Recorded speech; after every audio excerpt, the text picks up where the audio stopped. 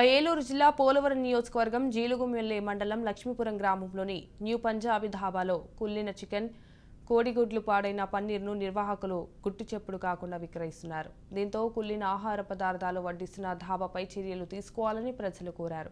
Lakshmipuram new Punjabi ధాబాలో కుళ్ళిన చికెన్ను విక్రయిస్తున్నారని సమాచారంతో revenue అధికారులు తనిఖీలు నిర్వహించారు. కుళ్ళిన ఆహార పదార్థాల విషయంపై ఉన్నతాధికారులకు తెలియజేస్తానన్నారు. కుళ్ళిపోయిన కోడిగుడ్లు, పాడైపోయిన చికెన్, పన్నీరు స్వాధీనం చేసుకున్నట్లు తెలిపారు. దాబాని ఎంక్వైరీ చేయడం జరిగిందండి.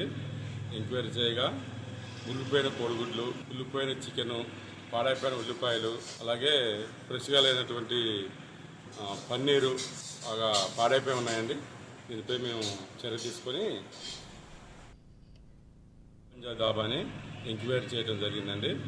ఎంక్వైరీ చేయగా ఉల్లిపోయిన కోడిగుడ్లు, ఉల్లిపోయిన చికెను, పాడైపోయిన ఉల్లిపాయలు, అలాగే ఫ్రెష్గా లేనటువంటి పన్నీరు పాడైపోయి ఉన్నాయండి.